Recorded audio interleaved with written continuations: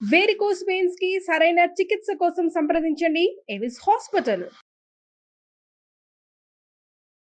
నమస్కారం, welcome to Suman TV. నేను గీతాంజలి. ప్రస్తుతం మనతో పాటు ఇస్కాన్ నుంచి ప్రణవానంద ప్రభుజీ ఉన్నారండి. అలాగే వారిని డైరెక్ట్ గా ప్రశ్నలు అడిగేందుకు, వారికి ఉన్నటువంటి సందేహాలు నివృత్తి చేసుకునేందుకు కొంతమంది యువతను ఆహ్వానించాము. ఈ రోజుల్లో చూస్తున్నాం కదా, స్పిరిచువాలిటీ, ఆధ్యాత్మికత అనేది యువతలు ఎక్కువగా పెరగటం కావచ్చు, దైవారాధనలో వాళ్ళు ఉండడము, దైవం గురించి కొన్ని విషయాలు తెలుసుకోవటము, వారికి ఉన్నటువంటి సందేహాలు నివృత్తి చేసుకోవడం చూస్తున్నాం. అందులో భాగంగా ప్రణవానంద గారిని రిక్వెస్ట్ చేశాము. ఖచ్చితంగా వారికి సమాధానాలు ఇస్తామన్నారు. వారిని స్టూడియోకి ఆహ్వానించాము. అలాగే వారు అడిగేటువంటి ప్రశ్నలు ప్రత్యక్షంగా మీరు కూడా వినండి, మీ సందేహాలు కూడా నివృత్తి అవుతాయని భావిస్తున్నాం. ఇక కార్యక్రమాన్ని ప్రారంభిద్దాము. ప్రభుజీ నమస్కారం అండి. హరే కృష్ణ. హరే కృష్ణ. మీ అందరికి కూడా స్వాగతం అండి. ప్రభుజీ, ముందుగా నా ప్రశ్న, ఆడవాళ్ళు పీరియడ్స్ లో ఉన్నప్పుడు ఆలయాలకు వెళ్ళకూడదు అనేది ఎప్పుడు ఒక క్వశ్చన్. అందరికీ తెలిసిందే ఇది, ఎందుకంటే ఇళ్లలోనే పక్కన కూర్చోబెడతారు, ఇంట్లో కనీసం దీపం పెట్టే ప్రదేశానికి కూడా వెళ్ళనివ్వరు, ఆ గాలి కూడా తాకనివ్వని ప్లేస్ లో కూర్చోబెడతారు.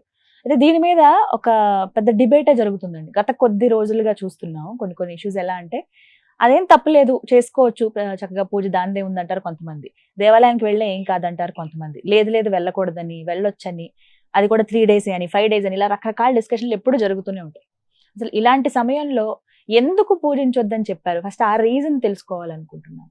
ఇప్పుడు ఒక మాతృమూర్తిగా మీకు తెలుసు, ఆ సమయంలో we don't feel like doing anything.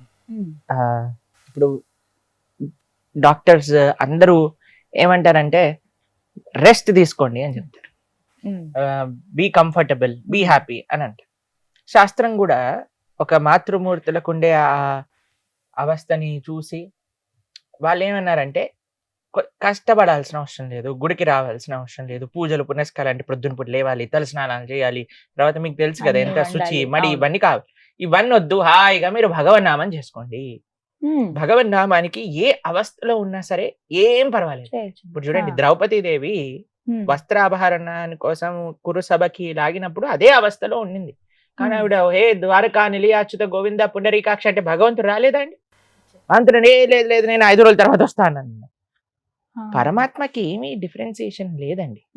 మనకి సామాజికంగా, మానసికంగా, ఆరోగ్యపరంగా ఆలోచించి ఒక వ్యవస్థ పెట్టారు. ఇప్పుడు చూడండి, ఒక వ్యక్తి మరణించాక కొన్ని రోజుల పాటు ఆరాధన చేయకూడదు, 10 రోజుల్లో. ఎందుకంటే వాళ్ళు ఎక్సెసివ్ గా బాధలో ఉంటారు ఆ సమయంలో. ఇప్పుడు పూజ చేయాలి, దీపం పెట్టాలి, అవి చేయాలి, ఇవి చేయాలి అంటే వాళ్ళు ఆ బాధలో చేయలేరేమో అని ఈ 10 రోజులు చేయకనానా అని చెప్పారు. ఎంత కన్సిడర్ చెప్పండి శాస్త్రం మనకి. ఒక శాస్త్రం అని ఇచ్చినప్పుడు మనం పాటించకుండా లేదు నేను ఇప్పుడే చేస్తాను అని అంటే మూర్ఖత. కాబట్టి మనకి ఎప్పుడైతే వీలుంటుందో, నీకు 25 రోజులున్నాయి ఆరాధన చేసుకోవడానికి, 25 రోజుల్లో నేను గుడికి వెళ్ళను, కానీ ఇదే టైంలో గుడికి వెళ్తాను. కొన్ని ఆలయాలలో స్త్రీలని ఎలౌ చేయరు అని, కొన్ని ఆలయాల్లో నియమాలు ఉన్నాయి, వాళ్ళ నియమాలు. లేదు మేము వెళ్ళి తీరుతాం. ఎక్కడ మనకి కొన్ని ఆలయాలు ఉన్నాయి, అక్కడ కేవలం స్త్రీలే ఆరాధన చేస్తారు, స్త్రీలకి ఎలౌడ్ ఉంటుంది, పురుషులకి ఎలౌడ్ ఉంటుంది.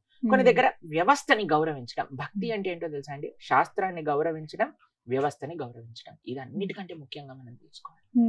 ఎప్పుడైతే మనం పెద్దల పట్ల నమ్మకం ఉంటుందో, పెద్దలు చెప్పిన మాట ఎప్పుడైనా సరే మనకి మంచిది మనం యాక్సెప్ట్ చేయడం ఫస్ట్ లక్షణం అన్నమాట.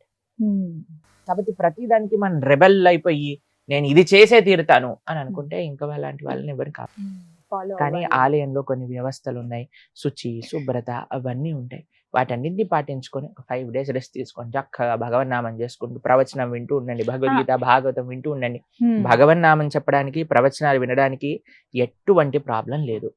చక్కగా 24 గంటలు భగవన్నామ స్మరణ చేసుకోవచ్చు. ఆ సమయంలో చక్కగా ప్రవచనాలు వినటం, దాంట్లో ఎటువంటి ప్రాబ్లం లేదు. 2 విషయాలు చేయకూడదు ఏంటి అంటే భగవంతుడి ఆరాధన, ఆలయానికి వెళ్ళటం. ఈ 2 ఆపేసండి, మిగతా అన్ని చేసుకోండి బ్రహ్మాండం. తెలిసి తెలియకుండా ఒకవేళ ఆలయంలో ఉన్నప్పుడు అలా జరిగింది అనుకోండి, తెలియక చేసిన తప్పుకి అయిపోయింది నువ్వు పదా అని పట్టుకుంటాడండి భగవంతుడు. కృపా స్వరూపం, భక్తవాత్సల్యుడు అండి ఆయన. తెలియక చేయని తప్పుకి ఏమీ ప్రాబ్లం ఉండదు. తెలిసి తప్పు చేయకూడదు, అది గుర్తుపెట్టుకో. ఆ సమయంలో కనీసం మీరు దైవనామస్మరణ కూడా చెయ్యొద్దు, ఏ చాంటింగ్స్ గానీ ఏవి చెయ్యొద్దు అని కొంతమంది. భగవన్ నామానికి మంత్రం కాదు, భగవన్ నామానికి ఎటువంటి రూల్స్ కూడా లేవు. హరే కృష్ణ కృష్ణ కృష్ణ హరే హరే, హరే రామ రామ రామ హరే హరే, ఇది షోడసాక్షర నామ్నాం కలి కల్మషనాశనం నాతర పరతరోపాయ సర్వవేదేషు దృశ్యతి. ఈ నామాన్ని మీరు ఎంత చేస్తే అంత మంచిది, బ్రహ్మాండంగా చేసుకోవచ్చు, ఎటువంటి ప్రాబ్లం లేదు. కాబట్టి శాస్త్ర మన ధర్మము వాజ్ జస్ట్ కన్సిడరేట్. కాబట్టి ఆ శాస్త్రాన్ని ఇచ్చిన ఆ వాక్కుని మనం గౌరవిస్తూ మనం ఆలయానికి, భగవత్ సేవకి, భగవత్ ప్రత్యక్ష ఆరాధనకి దూరంగా ఉండి భగవన్నామస్మరణకి, భగవంతుడు చెప్పిన చక్కటి ప్రవచనాలు వినటంలో ఎటువంటి ప్రాబ్లం లేదు. చక్కగా వివరించారు ప్రభుజీ. మరి కొందరు ప్రశ్నలు అడిగేందుకు సిద్ధంగా ఉన్నారు. ముందుగా మీ పేరు, ఎక్కడి నుంచి వచ్చారు, మీ ప్రశ్న. హరే కృష్ణ గారు, నా పేరు వీర్నాథ్. మేము ఇక్కడ హైదరాబాద్ నుంచి వస్తున్నాం. సో నా ప్రశ్న ఏంటంటే, ఆలయాలకు వెళ్ళినప్పుడు హారతిపల్లెంలో దక్షిణ వేయకపోతే కొంతమంది అర్చకులు తక్కువ చూపుతో చూస్తారు, అంటే మా భక్తుల మనోభావాలు దెబ్బతినేలా చూస్తారు. సో దీని కారణంగా పేదవారు రావడం సంఖ్య తగ్గిపోతూ వస్తుంది. సో దీనికి మీరు ఏం చెప్తారు? నేను ఒక విషయం చెప్తానండి. ఆలయంలో అర్చకత్వం చేయటము, భగవంతుణ్ణి చూసుకోవటం, భగవంతుడికి ప్రొద్దున నుంచి రాత్రి దాకా కైంకర్యములు చేయటం, వచ్చే వందలాది మంది భక్తులకి తీర్థ ప్రసాదాలు ఇవ్వటం, ఆలయంలో ఉండే ఉత్సవాలు చూసుకోవటం ఎంత కఠినమైన విషయం తెలుసా అండి. మనము ఎక్కడికి వెళ్ళినా సరే, ఇప్పుడు ఒక హోటల్కి వెళ్ళారనుకోండి, వాళ్ళు అడక్కకుండా మనం టిప్ పెట్టేసి వస్తాం.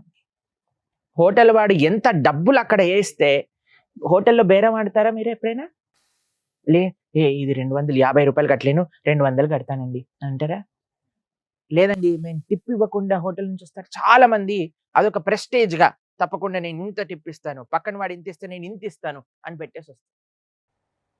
కానీ నాకు అర్థం కాని విషయం ఏంటి అని అంటే, ఎక్కడ డబ్బులు పెట్టడానికి సంకోచించని వాళ్ళు కేవలం ఆలయంలో అర్చకుడికి ఇవ్వడానికి ఎందుకు ప్రాబ్లం? అర్చకుడు ఏదైనా చేసుకోవచ్చండి జీవితంలో. మంచి సాఫ్ట్వేర్ ఉద్యోగం చేయొచ్చు, ఎంతో లెక్చరర్ అవ్వచ్చు, ప్రొఫెసర్ అవ్వచ్చు, ఏదైనా అవ్వచ్చు. అన్నిటినీ వదిలేసి ఒక అర్చకత్వం చేస్తూ, భగవంతుణ్ణి సేవ చేస్తూ, ఒక ఆలయ వ్యవస్థని కాపాడే వ్యక్తికి ఇవ్వటంలో ఏంటండి నష్టం చెప్పండి? అన్ని చోట్ల ఇస్తున్నామే, మనం ఆలయంలో ఎందుకు ఇవ్వద్దు? నిజంగా చెప్పాలి అని అంటే, ఇప్పుడు ఒకళ్ళు చెప్తుంటే మేము విన్నాం, అర్చకులకి ఇప్పుడు పెళ్ళవటం చాలా కష్టం అండి. ఎందుకంటే అందరు అంటున్నట్ట, పౌరోహిత్యం చేస్తే మేము పెళ్లి చేసుకోము, మాకు కూడా సాఫ్ట్వేర్ జాబ్ వాళ్ళు కావాలి అని. కాబట్టి ఎంత అన్యాయం చెప్పండి. ఇప్పుడు అర్చకులందరూ కూడా వేరే వేరే జాబులు చేసేస్తున్నారు అనుకోండి, అప్పుడు ఆలయాన్ని చూసుకునేది ఎవరు? మన సనాతన ధర్మం ముందుకెళ్ళేది ఎలా వెళ్తుంది? ఎంతో మంది మేము దక్షిణ భారతదేశంలో మందిరాలకు వెళ్ళినప్పుడు అమెరికాలో పెద్ద పెద్ద జాబులను వదిలేసి సనాతన ధర్మ పరిరక్షణ కోసం ఆలయ వ్యవస్థ నడవాలి అని వాళ్ళ పూర్వీకుల ఆరాధన చేసే ఆలయంలోకి వచ్చి సేవలు చేస్తున్నారు. శ్రీరంగ క్షేత్రంలో మొన్న మేము వెళ్ళినప్పుడు ఇద్దరు అక్కడ తలిగ స్వాములను కలిసామన్నమాట. వాళ్ళకి పెద్ద లక్షల రూపాయలు ఉండే ఒక జాబ్ వదిలేసుకొని వాళ్ళ ఆలయంలో భగవంతుడికి నైవేద్యాలు తయారు చేస్తున్నారు. ఎందుకు? ఆ సేవ కంటిన్యూ అవ్వాలి, మేము చేయకపోతే నెక్స్ట్ జనరేషన్ ఎలా చేస్తుంది? కాబట్టి ఫస్ట్ మనం అర్చకులను గౌరవించడం నేర్చుకుందాం. భగవంతుడి పట్ల మనం చూపించే ప్రేమ, మనకుండే గౌరవం, ఫస్ట్ ఆయనని ఆరాధన చేసే వ్యక్తి ద్వారా మనం భగవంతుడి దగ్గరికి వెళ్ళటం నేర్చుకోవాలి. కాబట్టి ఎప్పుడు కూడా చూడండి, ఆయన అవుట్ రైట్ గా మీరు చెప్పినట్టు జనాల్ని కోపం చేయకూడదు, అది కూడా మంచి విషయం కాదు. కానీ మనమే ప్రేమతో ఆ అర్చకుడికి ఇచ్చి దండం పెట్టి, అయ్యా నువ్వు నిరంతరం 24 గంటలు భగవంతుడు సేవ చేస్తున్నావు కదా, నీ ఆశీర్వాదం ఉంచు, నువ్వు బాగుండాలి అని ఒక 10 రూపాయలు మీకు తోచినంత డబ్బులు ఇవ్వటంలో ఏంటండి కష్టం చెప్పండి? మనం అన్నిటికీ ఇవ్వడానికి సిద్ధం అవుతున్నామే. దేనికి ఎవరైనా సరే బయటకు వెళ్ళినప్పుడు మనం దేనైనా చెప్తున్నావా? సినిమా టికెట్ వాడికి చెప్తున్నావా? లేదు, వాడు ఎంత ప్రైస్ చెప్తే వాడు. హోటల్ వాడికి చెప్తున్నావా? ఎంత ప్రైస్ చెప్తే వాడు. అన్ని చోట్ల ఉంటుంది. కానీ ఆలయానికి వచ్చేసరికి ఎందుకు అందరూ ఆలోచిస్తారో నాకు అర్థం కాదు. కాబట్టి మేము ఎక్కడికి వెళ్ళినా సరే, మీకు ఒక విషయం చెప్తాను, మేము ఎక్కడికి వెళ్ళినా సరే, ఏ ఆలయంలో దర్శనం చేసుకున్నా సరే, నిజంగా చెప్పాలంటే మాకు జేబులు లేవు, డబ్బులు ఉండవు, అయినా సరే మా పక్కనుండే మాతో పాటు వచ్చే భక్తులు నేను అడిగి మేము ఆ అర్చకుడి యొక్క చేతిలో పెట్టి వాళ్ళ ఆశీర్వచనం స్వీకరిస్తాను తప్పకుండా. కాబట్టి అది మంచి పద్ధతి. ఆలయ వ్యవస్థ నడవాలి, ఆలయ వ్యవస్థలో భగవంతుడి యొక్క సేవ నడవాలి అని అంటే ఇవ్వటంలో ఎటువంటి తప్పైతే నాకు కనిపించదండి. మీరేమంటారు? సంతోషం. Right, okay. మరొక ప్రశ్న. పేరు సూర్య, నేను ఏలూరు జిల్లా నుంచి వచ్చాను. మనం ఎదుటి వారితో స్నేహం చేయాలంటే అతను మంచివాడో చెడ్డవాడని ఎలా తెలుసుకోవాలి? చాలా మంచి ప్రశ్న. Qualities. Friend in need is a friend in deed అని అంటారు. ఇప్పుడు చూడండి, మనకేమనిపిస్తుందంటే ఫ్రెండ్షిప్లో మనం ఏం చేసినా నువ్వే తోపురా, నువ్వే హీరోరా, నువ్వేది కావాలంటే అది చేయరా అని మనల్ని ఇచ్చేసే వాళ్ళే మనకి నిజమైన ఫ్రెండ్ అని అనిపిస్తుందండి. అది నిజమైన ఫ్రెండ్షిప్ కాదు. నిజమైన ఫ్రెండ్షిప్ అంటే మనం తప్పు చేస్తుంటే అవుట్ రైడ్గా నువ్వు తప్పు చేస్తున్నావు, ఇది చేయకూడదు అని ఎవరైనా చెప్పారనుకోండి, వాడు నిజమైన శ్రేయోభిలాషిగా మనం అర్థం చేసుకోవాలి. ఎవరైనా అన్నారనుకోండి, ఏయ్ నువ్వు సిగరెట్ తాగావా, రేయ్ తాగురా అప్పుడే, నువ్వు మొగాడివైతే సిగరెట్ తాగు అని అన్నారనుకోండి, వాడు నీ ఫ్రెండ్ కాదు. ఎవరైతే మనం తప్పుడు అలవాట్ల నుంచి మనల్ని బయటపడేస్తారో, ఎవరైతే మనం తప్పు చేస్తుంటే మనల్ని సంస్కరిస్తారో, ఎవరైతే నిక్కచ్చుగా, ఇప్పుడు చూడండి చాలాసార్లు ఏమవుతుంది అని అంటే, ఎవరి దగ్గర అయితే డబ్బులు ఉంటారో వాళ్ళ దగ్గర అందరు వ్యక్తులు ఉంటారు. మనం చిన్నప్పుడు ఒక నీతి పద్యంలో చదువుకుంటాం కదా, ఏ బావిలో అయితే నీళ్లు ఉంటాయి అక్కడే కప్పలన్నీ ఉంటాయి. ఒకసారి బావి ఎండిపోయింది అనుకోండి, కప్పలని వేరే దగ్గరికి వెళ్ళిపోతాయి. మనం చూడాల్సింది ఏంటి అంటే, నా కోసం వస్తున్నారా, నా దగ్గర ఉండే వస్తువుల కోసం వస్తున్నారా అని చాలా ఈజీగా తెలిసిపోతుందండి. ఎవరైనా మనకి what they are giving us, ఏదైనా వాల్యూ మన జీవితంలో యాడ్ చేస్తున్నారా మనం ఒకసారి పరిశీలన చేసుకోవాలి. లేదు ఒక పారాసైట్ జలగా అంటారు చూడండి, అది కూర్చొని రక్తం అంతా పీకేస్తుంటుంది. ఫోన్ చేసి 1000 రూపాయలు అయ్యి, 2000 అయ్యి, 500 అయ్యి అని 24 గంటలు మనల్ని అడుగుతున్నాడా? అందుకే మనకంటారు, ఎంతమంది నీతోటి ఉన్నారు అని ఎలా తెలుస్తుందంటే, నీవు ఒక కంట్లో నుంచి ఒక కన్నీటి దార కార్చినప్పుడు ఎంతమంది చేతులు వస్తాయి దాన్ని తుడపడానికి, అంతమంది నీతోటి ఉన్నవాళ్ళు అని చెప్తారు. అంతేకానండి మన ఫేస్బుక్లో 5000 ఫ్రెండ్స్ ఉండటం వల్ల, వాట్సాప్లో మనకి 5000 కాంటాక్ట్స్ ఉండటం వల్ల మనం పొందేది ఏం లేదండి. అందులో ఒక్క వ్యక్తి అయినా సరే మనకి మంచి చెప్పేవాడు ఉన్నాడు అనుకోండి, వాడు నిజమైన ఫ్రెండ్. నేను మీకు విషయం చెప్పాలా, అందరికంటే మన బెస్ట్ ఫ్రెండ్ ఎవరైనా ఉన్నారంటే అది భగవంతుడే. ఎందుకంటే ఆయన ఒక్కడే నిజంగా ఒక జీవుడిని మంచి మార్గంలో నడిపించడానికి ఎప్పుడు మన హృదయంలోనే ఉంటూ మనల్ని మంచి సజెషన్స్, మీకు ఎప్పుడైనా మీరు ఏదైనా పని చేయాలనుకున్నప్పుడు ఇన్నర్ వాయిస్ అని ఒక మనసులో నుంచి ఒక శబ్దం వినిపిస్తుంది అందరికీ, ఒరే ఇది మంచిరా, ఇది చెయ్యి, ఇది చెడు, ఇది చేయకూడదు. కానీ మనం ఏం చేస్తాం, వాడు నూరు చూసి మన పని మనం ఏం కావాలంటే అది చేసుకుంటుంటాం అన్నమాట. నిరంతరం కాన్స్టెంట్గా మనకి మంచి సజెషన్స్ ఇస్తున్నవాడు మన హృదయంలోనే పరమాత్మ. ఆయన నిజంగా మన బెస్ట్ ఫ్రెండ్ అన్నమాట. Krishna is our best friend. కాబట్టి మంచి సాంగత్యం చాలా ముఖ్యం. ఈ మధ్య పిల్లల్లో ఏమైపోయింది అనంటే, ఫ్యాషన్ ఎలా అయిపోయింది అనంటే, ప్యాషనెట్గా ఉండటం, అందరూ ఏదో తిరగటం, పార్టీలకు వెళ్ళటం, చాలా మంది జీవితాలు పాడైపోతున్నాయి. ఎందుకు మాకు ప్రాబ్లం అంటే ఏం లేదండి, ఫ్రెండ్షిప్లో ఏముంది, మాకు ఒక చాలా మంచి స్నేహితుడు ఉండేవాడండి. ఆయన మాతో మాట్లాడుతూ ఉండేవారు. మేము ఇంజనీరింగ్ చేయడానికి వెళ్ళిపోయాం, వారు హైదరాబాద్లోనే ఉన్నారు. వాళ్ళ ఫ్రెండ్స్ అందరు కలిసి ఒకసారి వాళ్ళ కాలేజ్ లోపల కార్ రేసింగ్ అని పెట్టుకున్నారనమాట. ఔటర్ రింగ్ రోడ్లో 130, 140, 150 ఆ స్పీడ్లో వెళ్ళిపోతుంది. ఈయన కారు ఒక స్పాన్ ఆఫ్ సెకండ్లో తప్పిపోయింది. తర్వాత రోడ్ పై నుంచి టాపుల్ అయిపోయింది, ఇటువైపు నుంచి అటువైపు ఎగిరిపోయాడు, ప్రాణాలు పోయాయి. మేము ఎంత బాధపడ్డామో మాకు ఆ విషయం తెలిసినప్పుడు. అంటే ఒక ఏజ్లో ఉన్నప్పుడు అండి, ఆ ఫ్రెండ్షిప్, ఆ ప్యాషన్ మనల్ని క్యారీ అవే చేసేస్తుంది అనమాట. కానీ ఎవరైతే కరెక్ట్ ఫ్రెండ్షిప్స్ని ఐడెంటిఫై చేస్తారో, ఎవరు నాకు నిజమైన శ్రేయోభిలాషి అని తెలుసుకుంటాడో, వాడు జీవితంలో సక్సెస్ఫుల్ అవుతాడు. అందుకే ఎంతమంది ఉన్నారు కాదండి, ఎంతమంది ఉన్నా వారు మనకి ఏం చేస్తున్నారు, ఒక్క ఫ్రెండ్ ఉన్నా చాలండి. ఒక్క ఫ్రెండ్, ఒక్క స్నేహితుడు ఉన్నా సరే మన జీవితంలో మనల్ని మంచి మార్గంలో నడిపించేవాడు చాలు. We are not worried about quantity, ఇంతమంది ఉన్నారు అంతమంది ఎవరికి చూపించుకుంటామండి, అందరు మనల్ని పాడు చేస్తూ ఉంటే. కాబట్టి ఒక్క మిత్రుడు ఉన్నా సరే మంచివాడు ఉండాలి చాలు. ఈ గుణాలు చూసి సెలెక్ట్ చేసుకోవాలి. మీ డౌట్ క్లారిఫై అయిందా? రైట్, మరొక ప్రశ్న. నమస్తే స్వామి, నా పేరు చైతన్య. నేను కల్కి మూవీ చూసాను. అందులో అశ్వత్థామ యుగాలు దాటి బతికి ఉన్నాడు కదా, కృష్ణ పరమాత్మ వెళ్ళిపోయారు, ఆయన ఇంకా బతికే ఉన్నాడు కదా, ఆయన కృష్ణుడి కన్నా గొప్పవారా?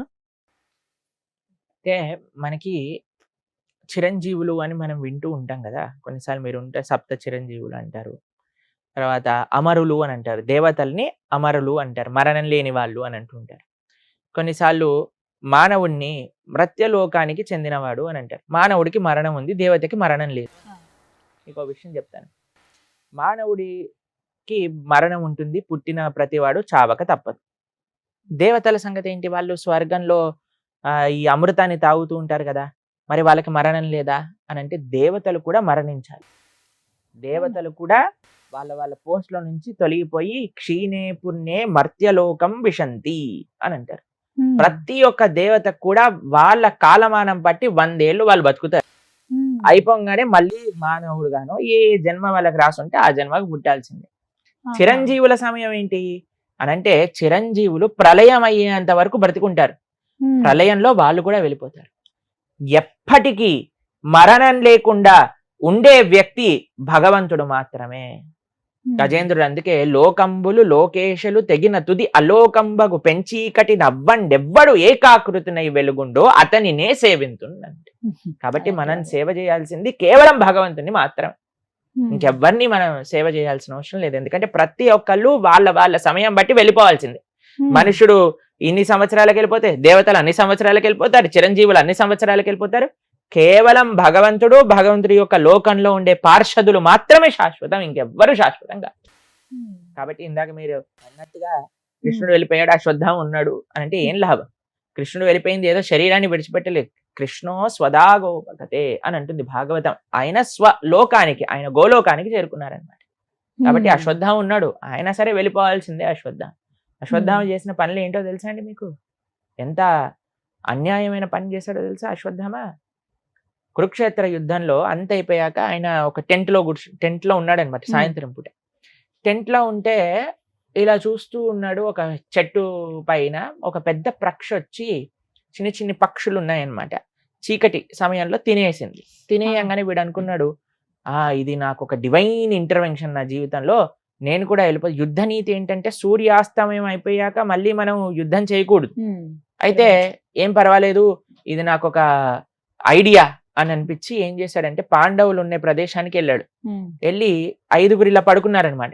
పడుకోగానే వాళ్ళ 5గురు ఒక తలలు తెగ్గొట్టేశారు. తెగ్గొట్టి 5గురు తలలు తీసుకొని దుర్యోధనుడి దగ్గరికి వెళ్తారు. నేను 5గురు పాండవుల్ని చంపేశా అనగానే చాలా ఆనందపడతారు దుర్యోధనుడు. కానీ వీడికి పాండవుల్ని చంపేంత సీన్ లేదు అశ్వత్థామకి. సరే ఒకసారి టెస్ట్ చేస్తాను అని ఒక తలని ఇవ్వమన్నాడు అనమాట. తలని తీసుకొని, ఎటువంటి దుర్యోధనుడు అంటే ఆల్మోస్ట్ శరీరాన్ని విడిచిపెట్టే స్థితిలో ఉన్నాడు, తొడలన్నీ విరిగిపోయి పడిపోయాడు. ఆ కొద్దిపాటి శక్తితో తలని లానంగానే మొత్తం ముక్కలు ముక్కలు అయిపోయింది తల. అప్పుడు చెప్తాడు, ఒరే ఇది పాండవులు కాదురా, పాండవులు పిల్లలైన ఉప పాండవులు, పిల్లల్ని చంపేసేసాడనమాట అశ్వత్థామ. దుర్యోధన లాంటి దుష్టుడు అన్నాడు. కనీసం నేను అనుకున్నా ఈ అందరు పోతే కనీసం ఉప పాండవులు కురు వంశాన్ని ముందుకు తీసుకెళ్లే వాళ్ళైనా బ్రతుకుంటారని, నువ్వు వాళ్ళని కూడా చంపేశావు, ఎంత దుర్మార్గుడిరా, ఎంత అన్యాయం చేసావురా నువ్వు అన్నట్టు. అయినా సరే ఊడుకోలేదు అశ్వత్థామ. పరీక్షిత అభిమన్యు యొక్క భార్య అయిన ఉత్తర గర్భంలో ఉండే పరీక్షితుడు లాస్ట్ ఎయిర్ అన్నమాట వాళ్ళ యొక్క కుటుంబానికి, కురు వంశానికి. వాడిపైన, కడుపులో ఉండే పిల్లవాడి పైన బ్రహ్మాస్త్రాన్ని వదులుతాడు. అంత దుర్మార్గు. కాబట్టి కానీ ద్రౌపదీదేవి పరమ భాగవతోత్తమరాలు కాబట్టి క్షమించేసేయి అని చెప్పగా కృష్ణుడు ఆయన పైన ఉండే మణిని తీసేసి, మెల్టింగ్ ఫార్మ్ తెలుసు కదా మీకు, అశ్వత్థామ మెల్ట్ అయిపోతూ ఉంటారనమాట శరీరం. అయినా సరే ఆయనకి ఇంతకు ముందు ఉన్న వరం చేత ఆయన తిరుగుతూ ఉంటారు అలా. కాబట్టి చిరంజీవి అవ్వటం పెద్ద గొప్ప విషయం ఏం కాదండి. మీకు ఒక విషయం చెప్తాను. శాస్త్రంలో ఒక లోమస మహర్షి అని ఒకళ్ళ గురించి చెప్తారు. ఆయన ఎటువంటి కుటీరం ఉండేది కాదట. ఎప్పుడు కూడా అరణ్యంలో తిరుగుతూ ఉండేవారట, జపం చేసుకుంటూ భగవన్నామని. అయితే అందరు ఋషులు మునులు అడిగేవాళ్ళట, అయ్యా నువ్వు కుటీరం కట్టుకోవచ్చు కదా, ఆశ్రమంలో ఉండొచ్చు కదా అంటే, నాకు టైం లేదు అనేవాళ్ళట. అందరు ఆశ్చర్యపోయేవాళ్ళట, ఈయనకు టైం లేదా, ఈయనకు టైం లేదా. ఏంటో తెలుసా అండి ఆయనకు ఉండే వరం? ఒక్క బ్రహ్మగారి సమయం, బ్రహ్మగారు కొన్ని కోట్ల సంవత్సరాలు బ్రతుకుతారు. ఆయన 100 ఏళ్ళు అవ్వాలి అంటే కొన్ని కోట్ల సంవత్సరాలు పడుతుంది. అటువంటి బ్రహ్మగారు ఒక్కళ్ళు పోతే ఆయన శరీరంలో ఉండే ఒక్క వెంట్రుక పడిపోతుంది. లోమస మహర్షికి ఉన్న వరం ఏంటి అంటే శరీరం పైన ఉండే అన్ని వెంట్రుకలు పోతే కానీ ఆయన పోడనమాట. అలాంటి వ్యక్తి అంటున్నారంటే నాకు సమయం లేదు అని అంటే, మనం మాత్రం తర్వాత చేస్తాం, ఎల్లుండి చేద్దాం, అవతల ఎల్లుండి చేద్దాం అంటే. చూడండి ఎంత విచిత్రమో, చూడండి మనుషులకి ఎంత విచిత్రం. అటువంటి వ్యక్తి భగవంతుడికి పూర్తి శరణాగతుడై ఎప్పుడు నిరంతరం భగవన్నామ స్మరణ చేస్తుంటాడు. కాబట్టి చిరంజీవి కేవలం చిరంజీవి అవ్వటం వల్ల గొప్ప విషయం కాదు, భగవంతుని ఆశ్రయించడంలో, భగవంతుడి యొక్క సేవ చేసుకోవటంలో నిజమైన అస్తిత్వం ఉన్నది. హరే కృష్ణ. మరొక ప్రశ్న. నా పేరు వెంకటేశ్వర, నేను భీమవరం నుంచి వచ్చాను. ఇప్పుడు ఎవరైనా చనిపోతే ఇక్కడ భగవద్గీత పెడతారు కదా, అది ఎందుకు? చనిపోయిన వాడికి భగవద్గీత కాదు, వీడు ఎలానో పోయాడో మీరైనా బాగుపడండి రా అని భగవద్గీత వినిపిస్తున్నారండి.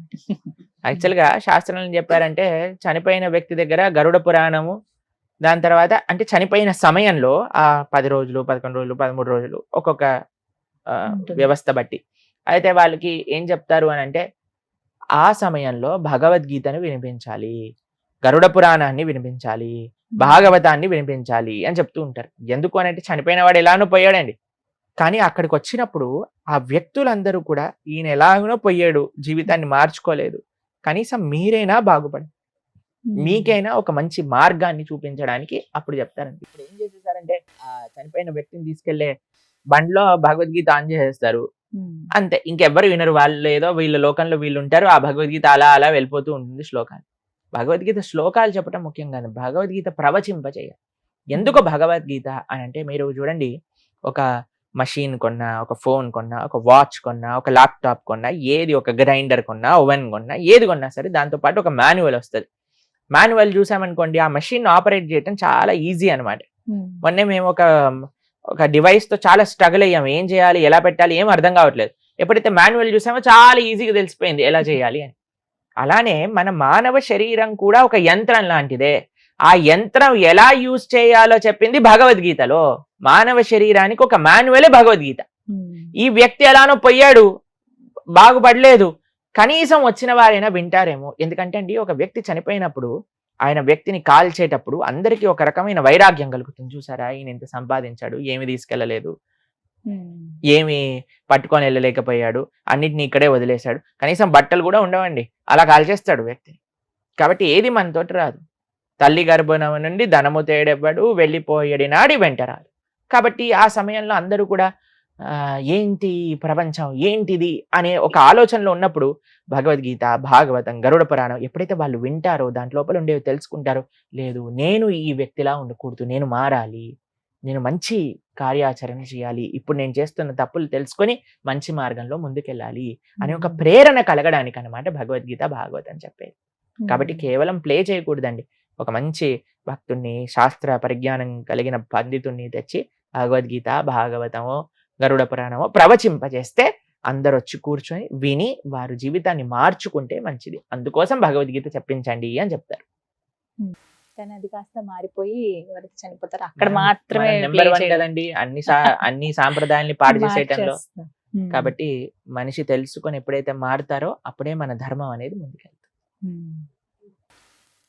మరొక ప్రశ్న.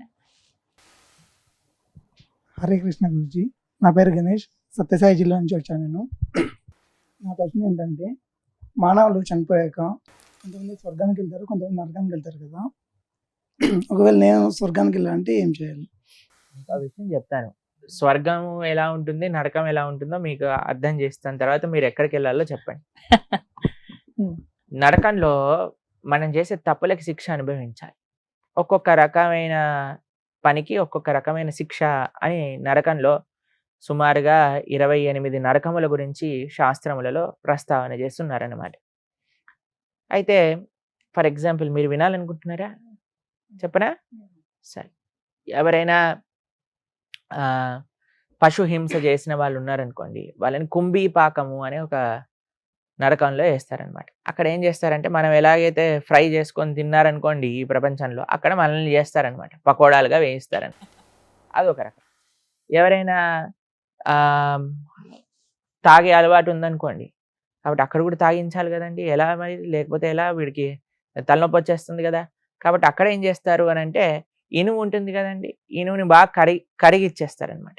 ఇనుముని కరిగించినప్పుడు రెడ్ కలర్ లిక్విడ్గా అవుతుంది కదా, దాన్ని మంచి షాంపెయిన్ గ్లాసులో పోసి నోట్లో పోస్తారనమాట. కాబట్టి ఇలా ఒక్కొక్క తప్పుకి ఒక్కొక్క నరకం ఉన్నది, ఒక్కొక్క రకమైన ఇబ్బందులు మనం అక్కడ పొందాలి అని. వేరే వాళ్ళని అనవసరంగా కష్టపెట్టి అనవసరంగా మాటలతో అన్న వ్యక్తులు ఉంటారు కదా. సో నరకంలో ఒక స్పెషాలిటీ అయిన పక్షులు ఉంటాయి, వాటిని రురు పక్షులు అని అంటారు. వాటి ఉండే నరకం పేరు రౌరవం అని అంటారు. ఆ నరకంలో ఏం చేస్తాయంటే, ఒక పెద్ద ప్లాట్ఫామ్ ఉంటుంది, ఉండదు ఆ ప్లాట్ఫామ్లో, మనిషి మాత్రమే ఉంటాడనమాట. పైనుంచి రురు పక్షులు వచ్చి వాటికి ముక్కు ఇక్కడ నుంచి అక్కడ దాకా ఉంటుంది. మనిషి అంటే ఆ జీవి అక్కడ ఉన్నప్పుడు వాటిని సజీవంగా పీక్కొని తింటూ ఉంటాయి అనమాట ఈ రురు పక్షులు. అలా ఇది ట్రైలర్ మాత్రమే, సినిమా అక్కడికి వెళ్తే తెలుస్తుంది అనమాట ఏంటి అని నాకు. కాబట్టి ఇలా అమ్మో. చాలా నరకాలు ఉంటాయి. ఇది నరకం యొక్క ప్రస్తావన. స్వర్గం ఎలా ఉంటుందో చెప్తాను.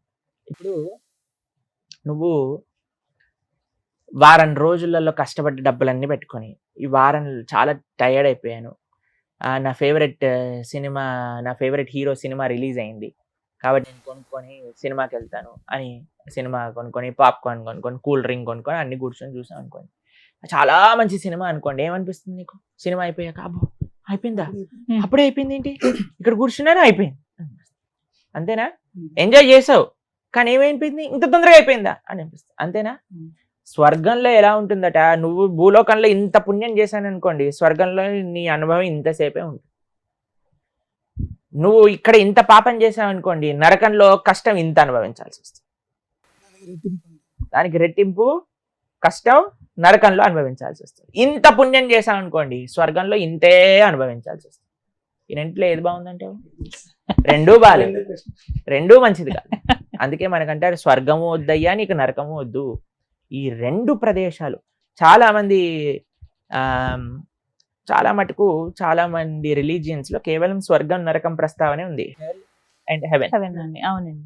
కానీ మన సనాతన సంస్కృతిలో ఒక స్పెషల్ ఆఫర్ ఉంది, ఏంటో తెలుసా అండి? స్వర్గము వెళ్ళినా వేస్తే, నరకము వెళ్ళినా వేస్తే, భగవంతుడి యొక్క లోకానికి వెళ్తే, ఏ లోకానికి వెళ్ళినా సరే ఆ బ్రహ్మ భువనాలోక పునర్ ఆవృత్తిను అర్జున మాముపేత్యతు కౌంతేయ పునర్జన్మ న విద్యతే. భగవంతుడు శ్రీకృష్ణ పరమాత్మ ఉన్న ప్రదేశానికి వెళ్ళారనుకోండి, మళ్ళీ తిరిగి రావాల్సిన అవసరం ఉండదు. ఆ పరమాత్మ లోకంలో ఒక విచిత్రం ఉంది, ఏంటో తెలుసా అండి? అక్కడ మనకి కష్టం లేదు, ఇసుమంత కష్టం కూడా ఉండదన్నమాట.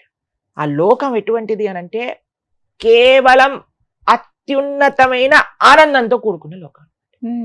టైం బౌండరీ లేదు. స్వర్గంలో నీ టైం అయిపోయిందని బయటపడేస్తాడు స్వర్గంలో ఉండేవాళ్ళు, తన్ని మరి బయటకు వెళ్ళి కొట్టేస్తారన్నమాట. అయిపోయిందిరా నీ టైం, పో కిందికి భూలోకంలోకి వెళ్ళి మళ్ళీ ఇక్కడికి వచ్చి ఇక్కడ అనుభవించు అని చెప్తారు. కానీ ఒక్కసారి మనం వైకుంఠానికి వెళ్ళాం అనుకోండి, అక్కడ నుంచి మళ్ళీ కిందికి రాము. వైకుంఠంలో నిరంతరం భగవంతుడి యొక్క సేవ చేసుకుంటూ ఉండొచ్చు. కానీ ఇక్కడికి వెళ్ళటం చాలా కష్టం. అమెరికాకి వీసా రావాలంటే చాలా కష్టం చూడండి. అలా వైకుంఠానికి వీసా రావాలి అంటే చాలా కష్టపడాలి. ఏం కష్టపడాలి అని అంటే ధార్మికంగా ఉండాలి. ఈ కలియుగంలో కలోదోష నిదేరాజన్ అస్తి ఏకోన్మహాన్ గుణాన్ కీర్తనాతేవ కృష్ణస్య ముక్త సంగ పరం వ్రజేత్ అని అంటే, వైకుంఠానికి వీసా కావాలి అంటే భగవంతుడి యొక్క నామ నిరంతరంగా జపాలు చేయాలి, మంచి ఆచరణ ఉండాలి, మంచి వ్యక్తుల యొక్క సాంగత్యంలో ఉండాలి, మంచి గురువుని ఆశ్రయించాలి, చక్కగా భగవద్భక్తి మార్గంలో ముందుకెళ్ళాలి. అప్పుడు స్వర్గం వద్దు మనకి, నరకం వద్దు, వైకుంఠానికి వెళ్ళచ్చు. సరే, మరొక ప్రశ్న. గురూజీ, నా పేరు శివ, పెద్దపల్లి డిస్ట్రిక్ట్ నుంచి వచ్చాను. నా ప్రశ్న ఏంటంటే, ఇప్పుడు నిత్యం దేవాలయానికి వెళ్ళేటప్పుడు మనం మాంసాహారం తింటే దేవాలయకు రావద్దని చెప్పేసి అంటారు. ఇప్పుడు రాముడు అలాంటి వాడే మాంసాహారం తినదని చెప్పేసి అంటారు. ఇప్పుడు మన దేవాలయాలు కూడా దేవుని దగ్గర మాంసంతో మేకతోటి చేస్తారు కదా, అలాంటప్పుడు భక్తులు మేము పోతే మమ్మల్ని లోపలి గుడిలోకి రానివ్వరు. సో అది రీజన్ దేవుడు రావద్దని చెప్పేసి అన్నారా? భక్తులం భక్తులు అన్న మరుక్షణం ఎవరిని హింస పెట్టని ప్రవృత్తి కలిగిన వాడే భక్తుడు. ఇప్పుడు చూడండి, మీరు ఒక వ్యక్తి అన్నారనుకోండి, నాకు మీరంటే చాలా ఇష్టం అండి అని అన్నారనుకోండి, మీ పిల్లలు రాగానే పాట్ అని చంప మీదకి వెళ్ళి ఒకటి లాగి పెట్టారనుకోండి, అప్పుడు మీరు ఏమంటారు? ఓ నా భక్తుడు ఇరా నాన్న తండ్రి, ఏం పర్వాలేదు అంటారా? ఏమంటారు మీరు? జాగ్రత్తగా ఉండు, నా పిల్లవాడినని నువ్వు నా ఇంట్లో పలకరిస్తున్నావు అంటారు, అంతేనా అండి? భగవంతుడికి కేవలం నువ్వు నేను మాత్రమే సంతానం కాదండి, భగవంతుడికి ప్రతి జీవి కూడా సంతానం. అందరినీ సృష్టించింది భగవంతుడేనా అండి? కాబట్టి ఏ జీవినన్నా మనం హింస చేసినప్పుడు మనం భగవంతుడి యొక్క భక్తుడిగా ఎలా చెప్పుకుంటాం? మనం చెప్పుకోలేం. భక్తి అన్న మరుక్షణం ఏ ప్రాణిని హింస పెట్టము. అది ఫస్ట్ భక్తుడికి ఉండాల్సినది, అహింస. కృష్ణుడు ఎన్నిసార్లు భగవద్గీతలో ఈ విషయం చెప్పారు, అహింస అహింస అహింస. తెలిసి తెలిసి ఎవ్వరికి ఇబ్బంది పెట్టకూడదు, ఇది ముఖ్యమైన విషయం. ఫస్ట్. సెకండ్ది, రాముడు మాంసాహారాన్ని తిన్నాడు. మీకు ఒక విషయం చెప్తాను. రాముడు అయోధ్య నగరంలో అయోధ్య నగరాన్ని విడిచిపెట్టి అరణ్యవాసానికి వెళ్ళేటప్పుడు ఒక ప్రతిజ్ఞ చేస్తారు. ఏమంటారో తెలుసా అండి? మీకు ఒక విషయం చెప్పానా?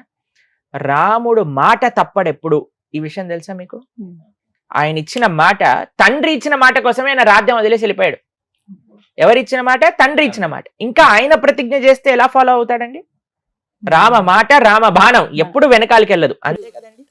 రాముడు ఒక ప్రతిజ్ఞ చేస్తాడు, నేను ఈ అరణ్యవాసంలో ఉన్నంత సమయం సాధువుగా నార బట్టలు వేసుకొని కంద మూలాలు మాత్రమే స్వీకరిస్తాను అని అయోధ్య నగరంలో ఉన్నప్పుడే ప్రతిజ్ఞ చేసి రాముడు వెళ్ళాడు.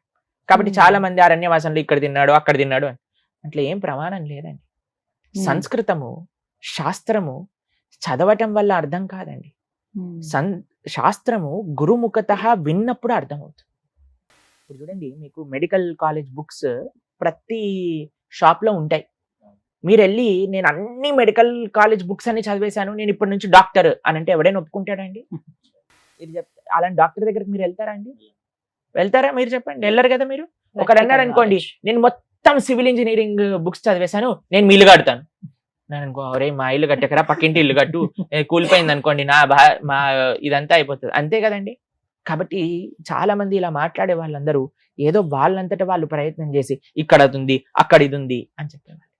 కానీ ఎప్పుడైతే మనం ఆచార్య పరంపరాముఖతగా మనం తెలుసుకుంటాం, అందుకే కదా స్కూల్ ఎందుకు, కాలేజ్ ఎందుకు, ఇంత చదువుకోవటాలు ఎందుకు, టీచర్ దగ్గరికి వెళ్ళి యూనిఫామ్ వేసుకొని కూర్చొని టీచర్ చెప్పినట్టు విని చేతుల పైన కర్రతోటి దెబ్బలు తిని ఆ గుంజీలు తీసి బెడ్ పైన నించొని నీల్ డౌన్ చేసి ఎందుకు ఇన్ని కష్టాలు, ఇంత పెద్ద పెద్ద బ్యాగులు మోసి ఇంట్లోనే బ్రహ్మాండంగా కూర్చొని చదువుకోవచ్చు కదా. లేదు, ఒక డిసిప్లిన్ కావాలి, టీచర్ చెప్పింది వినాలి, ఆ శ్రద్ధ ఎప్పుడైతే ఉంటుందో అప్పుడే నీకు చదువు అబ్బుతుంది. కాబట్టి మనం కూడా ఎప్పుడైతే ప్రామాణికమైన ఆచార్య పరంపర ద్వారా కృష్ణుడేంటి రాముడేంటి వాళ్ళ తత్వములేంటి తెలుసుకుంటామో అప్పుడే మనం జీవితంలో బాగుపడాలి. రాముడు ఎప్పుడూ మాంసాహాన్ని తినలేదు. టెంపుల్స్ లో కూడా చేస్తారు కదా. ఈ ప్రశ్నకు ఆన్సర్ చెప్తాను. బలివ్వటము అని కొన్ని ప్రదేశాల్లో ఆచారంగా ఉంటుంది. ఇక అదే అడుగుతున్నాను మీకు. ఒక అమ్మవారి గుళ్ళో మీరు బలించారనుకోండి, అమ్మ అన్న మరుక్షణమే, అమ్మ అంటే ప్రేమ స్వరూపం, అంతే కదండి. అమ్మ అంటే తల్లి అంటే ప్రేమ కదండి. ఒక తల్లి ముందెళ్ళి నువ్వు ఒక ప్రాణిని బలిస్తున్నావు అంటే ఆ అమ్మ యొక్క హృదయం బాధపడుతుందా ఆనందపడుతుందా? బాధపడుతుంది, అంతే కదండి. అసలు పశు బలి అని అంటారు. ఏంటి బలి ఇవ్వాలి అని కానీ మీరు ఆలోచిస్తే పశువుని కాదండి, మనిషిలో కూడా పశువుగా ఉండే కొన్ని ప్రవృత్తులు ఉంటాయి. అందుకే మనం అంటాం కదండి, ఎప్పుడైనా ఎవరైనా పిచ్చి పిచ్చిగా బిహేవ్ చేశారనుకోండి, మనిషివా పశువువా అంటాం. అవునా? తిట్టారా మీరు ఎవరైనా అలా? తిట్టారా మీరు? కాబట్టి మనిషివా పశువువా అన్న పశుత్వం ఉంది చూడండి, దాన్ని భగవంతుడికి బలి ఇవ్వాలి. ఆ ఏవైతే చెడు గుణాలు ఉన్నాయో వాటిని అమ్మవారికి ఇవ్వాలి, కానీ పశువుని తెచ్చి బలి ఇవ్వకూడదు. కాబట్టి అది చాలా తప్పు, ఎవ్వరూ దాన్ని స్వీకరించారు. కాబట్టి సాత్వికమైన ఆరాధన, సాత్వికమైన భగవద్ ఆరాధనే శ్రేష్టము. ఇది చాలా ముఖ్యం. హరే కృష్ణ. ఇంకొక క్వశ్చన్ అడుగుతారా ఎవరు? ఇప్పుడు మనం నిత్యం ఇంట్లో తాబేలు విగ్రహాన్ని పెడుతున్నారు దేవుని దగ్గర. కొంతమంది పెడుతున్నామో మంచి జరగదంటారు, కొంతమంది పెడుతున్నాం మంచిగా జరుగుతుంది అని చెప్పేసి అంటారు. ఇప్పుడు తాబేలు విగ్రహం దేవుని దగ్గర పెట్టుకోవచ్చా పెట్టుకోకూడదా? తాబేలు ఉన్నా తాబేలు లేకపోయినా ఇంట్లో ధార్మికంగా ఉండకపోతే మంచి జరగదు. తాబేలు మన జీవితాన్ని నిర్ధారించదండి, మన మనస్తత్వం జీవితాన్ని నిర్ధారిస్తుంది. తాబేలు ఒకటి పెట్టేసుకొని నేను నచ్చినట్టు నేను ఉంటాను అని అంటే దానివల్ల తాబేలు ఏం చేయలేదు అటువంటి వాడిని.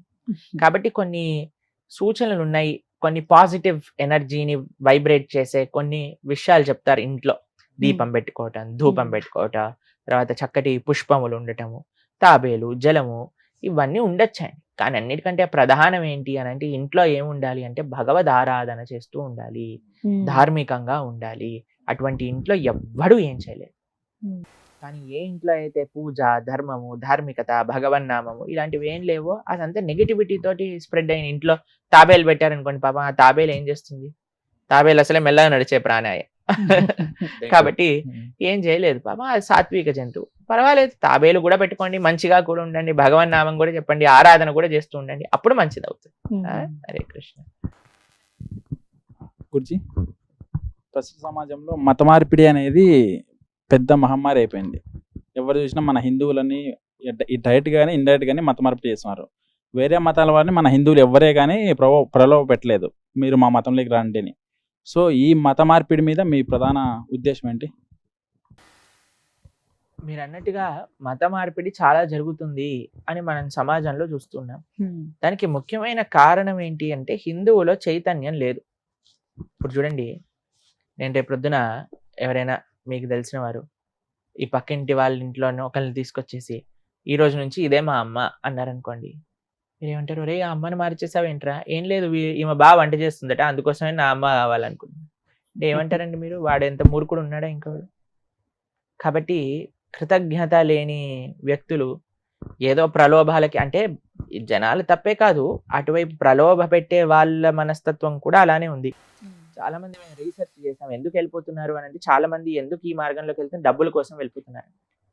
కాబట్టి ఎందుకు ఇలాంటి ఇవి చేస్తున్నారంటే వాళ్ళకి డబ్బులు కూడా ఇస్తారట. ఇంతమంది మారిస్తే ఇంత డబ్బులు ఇస్తాము, ఇంతమందిని కన్వర్ట్ చేస్తే మీకు ఇంత కమిషన్ వస్తుంది. తెలుసా మీకు? ఇవన్నీ వినే ఉంటారు, మీ అందరికి తెలుసు కదా ఇక్కడ ఉన్న వాళ్ళందరికీ. కాబట్టి అదో బిజినెస్ అవుతుంది. ప్లస్ మీకు నిజంగా మారినవాడు వాడి యొక్క మతాన్ని చెప్పుకోలేడు, ఎందుకంటే వాళ్ళకి వచ్చే రిజర్వేషన్స్, వాళ్ళకి వచ్చే పథకాలు అన్ని పోతాయి చెప్పుకుంటా. కాబట్టి నిజంగా మారిపోయావు నువ్వు మతం అంటే ధైర్యంగా చెప్పుకో కదా, మతం మారిపోయాను, ఇది నేను ఇది కాదు అని. చూడండి ఎంత తెలివిగల వాళ్ళో. వాళ్ళకి గవర్నమెంట్ నుంచి కావాల్సిన పథకాలు కావాలి, ఇటు మన ధర్మము వద్దు. ఎంత ప్రమాదకరమైన శక్తిగా మార్చేస్తారు చూడండి. చాలా ప్రమాదకరమైన పరిస్థితి ఒకటి నెలకొల్లుతుంది. అన్నిట్లో ముఖ్యమైనది ఏంటి అంటే హిందువులలో చైతన్యం లేదు. ఎంతమంది మీరు భగవద్గీత చదివారా మీరు? అందుకే మరి వేరే వాడు చెప్పాం కానీ బాగుంది కదా అనిపిస్తుంది. మనల్ని మనం చదవకపోయాం అనుకోండి, వేరే వాడు చెప్పింది బాగా అనిపిస్తుంది కదా. మనం చదువుకుంటే మన విషయాలు మనం వింటే ఎంత బాగుండేది. వేరే వాడు వచ్చి ఇది ఇలా అదలా అని చెప్పినప్పుడు వాడికంటే ఒరే నీకంటే 100 రెట్లు నా గీతలో ఉంది చూపించనా అని చూపించచ్చు. వేరే వాళ్ళు అన్నారు అనుకోండి, ఈ నీళ్లు చల్లుతాయి, ఖర్చిప్పిస్తాయి, ఆయిల్ పూస్తాను, నీకు రోగాలు పోతాయి అని అంటే ఎలా నమ్ముతున్నారండి జనాలను? అసలు అర్థం కాదు నాకు. అంటే వారికి అసలు నిజంగా అంటే ఇంకితమైన కామన్ సెన్స్ ఉందా లేదా అనిపిస్తుంది కొన్ని. కానీ కొన్ని ఈ మధ్య జరిగిన కొన్ని పబ్లిక్ టాక్స్ లో కానీ కొన్ని సర్వేలు కానీ ఇలా ఏంటంటే, కొంతమంది దగ్గరికి వెళ్ళి మైక్ పెట్టినప్పుడు మీరు ఏ మతం అని అడుగుతున్నారు. వారిని అడిగినప్పుడు పలానా హిందూ, క్రిస్టియన్, ముస్లిం ఇలా చెప్పాక, క్రిస్టియన్ అయితే మీరు బైబిల్ చదివారంటే నేను రోజు చదువుతాను, మా అమ్మగారు చదువుతారు, మా నాన్నగారు చదువుతారు, నేను అలా చదువుతాను, నేను ఇంత పూర్తి చేశాను, లేకపోతే 2-3 సార్లు చదివానని చెప్తున్నాను. అదే ఖురాన్ విషయానికి వస్తే చదివామంటున్నారు. అదే హిందూస్ దగ్గర మాట్లాడేటప్పుడు మాకు అలా నేర్పించలేదండి రోజు చదవమని, మేము ఇప్పటివరకు అయితే అసలు భగవద్గీత చదవలేదండి. లోపం ఎక్కడుందండి? అదే కదా, మొత్తం వ్యవస్థలో ఉంది లోపం. తల్లిదండ్రుల దగ్గర నుంచి, విద్యా వ్యవస్థ దగ్గర నుంచి, అమ్మమ్మల తాతయ్యల దగ్గర నుంచి, టీచర్ల దగ్గర నుంచి అందరిలో ఉన్నది లోపం. అంటే పాఠ్యాంశంగా ఉంటే బాగుంటుంది, ఇది ఖచ్చితం చేస్తే పాఠ్యాంశం ఎంత ఖచ్చితం చేసినా సరే జనాలకి ఆ ఇంట్రెస్ట్ అనేది లేదు కదా. మన దాంట్లో ధర్మం కాపాడుకోవాలి, అందరికి అనిపిస్తుంది నా ధర్మం ముందుకెళ్ళాలి, నా ధర్మం విస్తృతం అవ్వాలి. వాళ్ళు ఆల్ రాంగ్ మీన్స్ యూజ్ చేస్తున్నారు. ఒకడు గన్ను పట్టుకుంటున్నాడు, కత్తి పట్టుకుంటున్నాడు, ఇంకొకడు ఆయిల్ పట్టుకుంటున్నాడు, కర్చీఫ్ పట్టుకుంటున్నాడు, నీళ్లు పట్టుకుంటున్నాడు. వాళ్ళ ప్రయత్నం వాళ్ళు హుక్ ఆర్ క్రుక్ అని ప్రయత్నం చేస్తున్నారు. కానీ మన ధర్మం ఎప్పుడు అలాంటి పైశాచికమైన పనులు చేయలేదు. మన ధర్మం సాత్వికంగా ఎంతో మంచిగా ప్రవచన మార్గంతో ధర్మాన్ని పరీక్షించుకోవాలని. కానీ ప్రవచనానికి వచ్చేవాడు ఎవడు? అందరికి బిగ్ బాస్ చూడాలి, అందరికి వెబ్ సిరీస్ చూడాలి, అందరికి ఇన్స్టాగ్రామ్ లో రీల్స్ చూడాలి.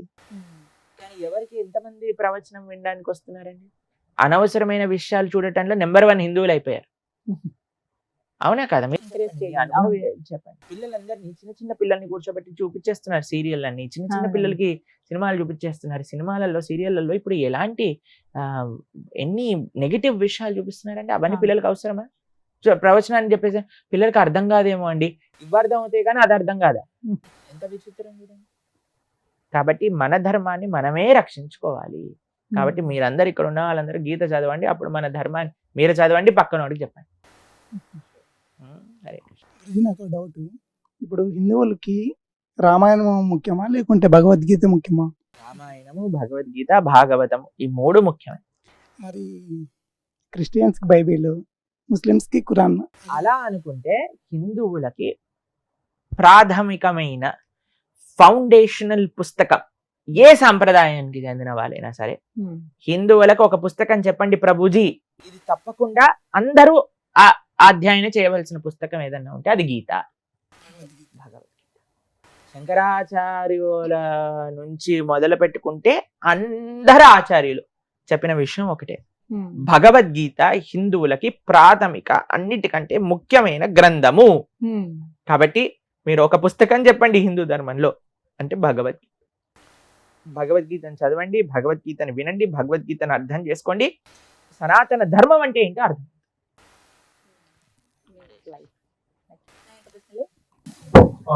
చనిపోయిన ఆత్మ వేరే లోకానికి చేరుతుంది కదా, ఇక్కడ మనం పిండ ప్రదానం చేయడం వల్ల ఆత్మ ఎలాంటి లాభం? ఇక్కడ పిండదానం చేస్తే ఆ వేరే లోకంలో ఉన్న వాళ్ళకి వాళ్ళకి ఎలా ఎట్లా చేరుతుంది చేరుతుంది? అనేది. ఇప్పుడు అమెరికాలో నీ ఫ్రెండ్ ఉన్నాడు అనుకోండి, లేదా మీకు చుట్టం ఉన్నారనుకోండి, ఆయనకి ఇండియన్ కరెన్సీలో డబ్బులు వేస్తే అక్కడ డాలర్లలో ఆయన డ్రా చేసుకుంటున్నాడు కదా.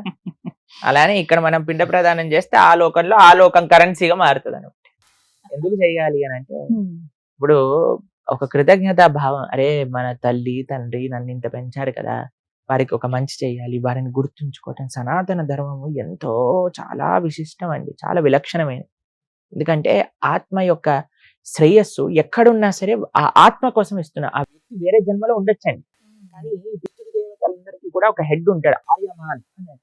ఆయన ఏం చేస్తారంటే పిల్లలు చేసే ఆ తర్పణాలు కానీ, ఆ కార్యములు కానీ, ఆ పుణ్యాన్ని మొత్తం కూడా తీసుకుని ఒక బ్యాంక్ లో పెట్టుకుంటారు అనమాట. మళ్ళీ ఈ జీవుడు వచ్చేసరికి ఈ పుణ్యాన్ని యాడ్ చేస్తారు దాంట్లో. యాడ్ చేసి అప్పుడు వాడు క్యాలిక్యులేట్ చేస్తారు, ఎన్ని రోజులు నరకంలో ఉండాలి, ఎన్ని రోజులు స్వర్గంలో ఉండాలి, ఎన్ని రోజులు ఇక్కడ బాధలు అనుభవించాలి. కానీ మనం ఎప్పుడు కూడా మన తల్లిదండ్రుల్ని తలుచుకుంటూ మంచి భగవద్భక్తిపరమైన కార్యములు చేస్తూ మంచి ధార్మికమైన కార్యక్రమాలు. చాలా మంది ఏం చేస్తారంటే చనిపోయిన వాళ్ళకి పూజ చేస్తూ ఉంటారు. చేయకూడదు. చనిపోయిన వాళ్ళకి పూజ చేయాల్సిన అవసరం లేదు.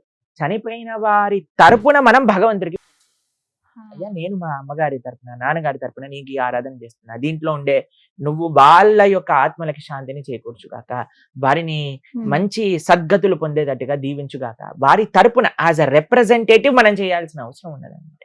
కాబట్టి ఇది చాలా ముఖ్యం. కాబట్టి మనం ఏదైతే మన పితృదేవతల కోసం, ముఖ్యంగా తల్లిదండ్రుల కోసం కానీ పూర్వీకుల కోసం కానీ ఎప్పుడు ధార్మికంగా ఉండాలి, మంచి పనులు చేస్తూ ఉండాలి. మనం ఏ మంచి పని చేసినా, ఏ దైవ కార్యం చేసినా సరే వాళ్ళని తలుచుకుంటూ చేయాలన్నమాట. అది way of showing our gratitude to them. ఇది మర్చిపోకూడదు. చాలా మంది ఇప్పుడు ఏమంటున్నారు తెలుసా అండి, తల్లిదండ్రులు మేము అంతిమ సంస్కారాలు కూడా చేయము, ఆర్గన్ డొనేషన్ చేసేస్తాము, పడేస్తాము అని. ఎందుకంటే వాళ్ళకి ఆ నమ్మకాలు లేదు. చాలా మంది తల్లిదండ్రులు వాపోతూ ఉంటారన్నమాట. కానీ సనాతన ధర్మంలో చాలా ముఖ్యం తల్లిదండ్రుల్ని గుర్తించుకుంటూ వాళ్ళ కోసం మనం ధార్మికంగా ఉండటము అని. గురుజీ, శ్రీరాముల వారికి ప్రియభక్తుడైన హనుమంతు గారు ఇంకా అక్కడ బతికే ఉన్నారు, హిమాలయం ఉన్నారు, ఇంకా భూమి మీద ఉన్నారు, మనం తలుచుకున్న వెంటనే వస్తారు అనేది ఒకటి ఉంది. సో హనుమంతుల వారు నిజంగానే బతికే ఉన్నారా?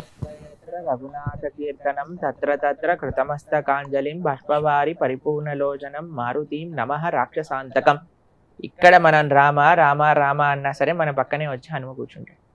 హనుమ చెప్పింది ఎక్కడ ఎక్కడ ఎత్ర ఎత్ర రఘునాథ కీర్తనం తత్ర తత్ర. అది కూడా మామూలుగా కూర్చోడట. కృతమస్తకాంజలిం, చేతులు జోడించి బాష్పవారి పరిపూర్ణలోచనం, నేత్రం నుంచి రాముడి పట్ల ఉండే ప్రేమను అసురు ధారలుగా కారుతూ కారుతూ, అయ్యో వీళ్ళు రాముడి గురించి మాట్లాడుకుంటున్నాడు, రామనామని చెప్తున్నారు, రామాయణం పఠిస్తున్నారు అనే ప్రేమతో ఉంటాడట హనుమ. కాబట్టి హనుమ ఎప్పటికీ రామనామం ఎంతవరకైతే భూమిపైన ఉంటుందో అంతవరకు హనుమ ఉంటాడు. ఎంతవరకు రామ భక్తులు ఉంటారో అంతవరకు హనుమ ఉంటారు. ఎంతవరకు రామాయణం చదువుతారో అక్కడి వరకు రామచంద్రమూర్తి ఉంటారు అనమాట. హనుమ ఉంటాడు. అందుకే భక్తులందరికీ చాలా మందికి చాలా ప్రియం హనుమ అంటే. ఎందుకు అంటే చాలా యాక్సెసిబుల్ అనమాట, చాలా యాక్సెసిబుల్ ఆయన యొక్క భక్తి. చూడండి హనుమ దగ్గర ఒక స్వరూపం మీరు హనుమని చూస్తారు. ఒక దాంట్లో గద పట్టుకుంటాడు, ఒక చేత్తో సంజీవని పర్వతం పట్టుకుంటాడు, హృదయంలో రామచంద్రమూర్తి సీతమ్మ తల్లి ఉంటారు. ఏమి సూచిస్తున్నారు హనుమ అంటే, ఒక చేతిలో మనకి ధర్మాన్ని సంరక్షించడానికి కావాల్సిన శక్తి ఉండాలి. అది ఎలా వస్తుంది? మనం చేసే ఆధ్యాత్మిక సాధన వల్ల వస్తుంది. తర్వాత ఇంకో చేతిలో ఏమి ఉండాలి? సంజీవని. సంజీవని అంటే ఏంటి? రాముడు హనుమకిచ్చిన సేవ. ప్రతి ఒక్కరికి శక్తి కావాలి, సేవ కావాలి, మూడవది హృదయంలో భక్తి కావాలి. ఈ మూడిటికి ప్రతిరూపమే హనుమ. కాబట్టి హనుమ యొక్క ఆరాధన, హనుమకి ప్రార్థన చేయాలి నిరంతరం. స్వామి నీకున్న భక్తిలో ఒక చిన్న రేణు అంతా మనకు వచ్చినా సరే మన జీవితం తరించిపోతుంది అనమాట. కాబట్టి ఎక్కడెక్కడ హనుమంతుని యాక్సెస్ చేయాలంటే రాముడు భక్తుడిగా మారిపోవటం, అంటే హనుమ వచ్చి మన పక్కన ఉంటాడు. ఇప్పుడు మన రాముడి గురించి మాట్లాడుతుంటే అక్కడెక్కడో ఉండుంటాడు, హనుమకు కూడా నమస్కారం చేసుకోవాలి ఒకసారి. హరే కృష్ణ. కానీ హనుమాన్ అని అనగానే చదువుకునే రోజుల్లో ఎవరో ఒక అతను వెళ్ళి హిమాలయాల దగ్గర ఫోటో తీశారని ఒక ఫోటో బాగా వైరల్ అయిందండి. హనుమంతులు ఇప్పటికీ అలా ఉన్నారు, పుస్తకాల్లో రామ రామ అని ఇలా చదువుతున్నారు. వారికి హిమాలయాల్లో ఉండటం వల్ల మనకేం వచ్చిందని మన పక్కన ఉన్నారని చెప్తే ఇంకా బాగుంది కదా, హనుమ ఉన్నాడు పక్కన, అది మనం యాక్సెస్ చేయాలని. సులువుగా పిల్లలకి పెద్దలకి అందరికి ఇష్టమే. ఎవరన్నా సరే రాముడు నామని చెప్పేవాడు ప్రతి ఒక్కడు హనుమకి ఫేవరెట్. కొంచెం భయం వేసినా ఫస్ట్ తలుచుకునేది ఆయన్నే కదండి. అంతే కదా. జై హనుమాన్. గురుజీ, త్రేతాయుగంలో రాముడు తండ్రి ఇచ్చిన మాట కోసం వనవాసం వెళ్ళాడు. కానీ ఇప్పుడు చూస్తే కొడుకులు తండ్రిని కాళ్ళతో తన్నేటోళ్ళు ఉన్నారు. అటువంటి వాళ్ళ కొడుకు నుంచి ఇటు మారడానికి కారణం ఏంటి? ఎందుకంటే ఆ తండ్రి రాముడు గురించి పిల్లలకి చెప్పలేదు కాబట్టి.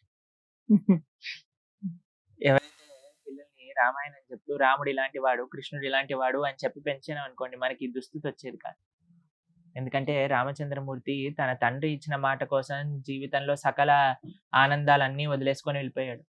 అన్నయ్య పోతున్నాడు కదా అని లక్ష్మణుడికి ఏం సంబంధం లేదు. పాపం ఈ లిటిగేషన్ లో ఆయన రాలేదు, ఆయన పేరే లేదు ఈ కేసులో. అయినా సరే ఆయనంతటా ఆయన నేను అన్నయ్య ఎక్కడ ఉంటే అక్కడే ఉంటాను అని ఈ ప్రపంచంలో అన్నా తమ్ముళ్ళు ఆస్తి కోసం చంపుకోవడానికి సిద్ధమయ్యే ఈ ప్రదేశంలో ఈ రోజులలో నాకొద్దంటే నాకొద్దు అని కొట్లాడుకున్నారు రామచంద్రమూర్తి భరతుడు. ఒకళ్ళు వచ్చి భరతుడికి ఇవ్వాలి అంటే నాకొద్దు మా అన్నయ్యది, నేను ఎప్పుడు కూడా మా అన్నయ్య దాసుడినే, మా అన్నయ్యకి ఇవ్వాలి. లేదు లేదు భరత నువ్వు తీసుకో, లేదు లేదు అన్నయ్య నువ్వు తీసుకో. పాపం లక్ష్మణస్వామి వెళ్ళి అమ్మని అడిగాడు.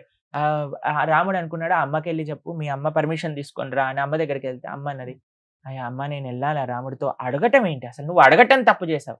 రాముడితో వెళ్ళాలి అని అడగకూడదు, వెళ్ళిపోవాలి. సరే నువ్వు అడిగావు కదా, నీకు ఇంకో విషయం చెప్తా. అయోధ్య మఠవీం విద్ది రామం దశరథం విద్ది మాం విద్ది జనకాత్మజాం అయోధ్యాం అటవీం విద్ది అని చెప్పింది వాళ్ళమ్మ. ఏమని చెప్పిందో తెలుసా అండి సుమిత్రమ్మ? అయ్యా దశరథ మహారాజుని రాముల్లో చూసుకో, నన్ను సీతమ్మ తల్లిలో చూసుకో, అయోధ్యని అడవిలో చూసుకో, వెంటనే బయలుదేరి రాముడితో అని చెప్పి. ఎంత గొప్ప తల్లి చూడండి. అలా పెంచారు కాబట్టి పిల్లలు అలా అయ్యారు. ఈ రోజులలో మనము అనవసరమైన సినిమాలు సీరియళ్ళు ఇవి పెంచుతున్నాం కాబట్టి అందులో ఏం చూపిస్తారండి? ఏం చూపిస్తున్నారు చెప్పండి? కోడలు అత్తగారిని ఎలా చంపేసింది, అత్తగారు ఎలా బ్రతికారం చూపించుకుంది, తర్వాత ఒకళ్ళ ఇంట్లో 10 మందిని పెట్టి వాళ్ళు ఎలా కొట్లాడుకుంటున్నారు, అది చూస్తే మన పరిస్థితి ఏమవుతుంది చెప్పండి? మనం కూడా అలానే తయారైపోతుంది. కాబట్టి ఏది మనం చూస్తామో, ఏది మనం వింటామో, ఏది మనం మాట్లాడతామో, ఎటువంటి వ్యక్తులతో ఉంటామో అలానే మన ప్రవృత్తి ఉంటుంది. కాబట్టి పిల్లలకి తల్లిదండ్రులకి నేను చేసే సిన్సియర్ చేతులు జోడించి చేసే రిక్వెస్ట్ ఏంటంటే పిల్లలకి రామాయణ భాగవతాదులు చెప్తూ పెంచండి. మీ పిల్లవాడు పెద్దగయ్యాక మీరు ఈ సేవ కానీ చేస్తే అన్నిటికంటే లబ్ధిపోయే వ్యక్తులు ఎవరైనా ఉంటే అది ఫస్ట్ తల్లిదండ్రులే. తల్లిదండ్రులు లబ్ధి పొందడమే కాకుండా ఈ దేశం లబ్ధి పొందుతుంది, ఈ ధర్మం లబ్ధి పొందుతుంది, ఈ సమాజం లబ్ధి. కానీ ఇటువంటి అనవసరమైన ఎక్స్పోజర్స్ పిల్లలకి చేయటం వల్ల వాడు పాడవటం చేత కుటుంబం పాడైపోతుంది, కుటుంబం పాడైపోతే సమాజం పాడైపోతుంది, సమాజం పాడైపోతే దేశం పాడైపోతుంది. కాబట్టి ఎందుకు ఇలా మారుతున్నారు అంటే రాముణ్ణి పక్కన పెట్టాం కాబట్టి ఇలా మారుతుంది. రాముణ్ణి మళ్ళీ ఈ సొసైటీలో ఇంట్రడ్యూస్ చేయండి, ఇటువంటివి ఏవి జరగవు. మీకు ఆ విషయం చెప్తాను, రామాయణం సీరియల్ ప్లే చేసేటప్పుడు క్రైమ్ రేట్ 70% తక్కువ ఉండేదట. ఎందుకంటే అప్పుడు ఇంకే ఛానల్ ఉండేవి కాదు, రామాయణం పెట్టేవారు. ఒక ఊర్లలో రామాయణం పెట్టేసుకుంటే ఊరంతా వచ్చి రామాయణం చూసేది. దొంగలు కూడా చూసేవారేమో, ఏం క్రైమ్ ఉండేది కాదు, అందరూ బ్రహ్మాండంగా రామ రామ రామ అనుకుంటూ ఉండేవారు. కాబట్టి ఏదైనా ఈ ప్రపంచంలో మనం వింటూ ఉంటాం రామరాజ్యం రావాలి, రామరాజ్యం రావాలి అంటే ఏంటి? రామరాజ్యం రావటం ఏంటి అంటే రాముడి యొక్క విలువలు అందరి లోపల ఉండాలి. రామాయణము రాముడి నడిచిన నడక, దాన్ని మనం ఇన్స్పిరేషన్ గా చూసుకొని రాముడు వెనకాల నడవాలి. అంతేనా? అరే ధన్యవాదాలు, మీ విలువైన సమయం ఇచ్చారు. వీళ్ళు అడిగిన ప్రశ్నలన్నిటి కూడా చాలా చక్కగా సమాధానం ఇచ్చారు. మిమ్మల్ని ఒప్పించుంటే క్షమించండి. హరే కృష్ణ. హరే కృష్ణ.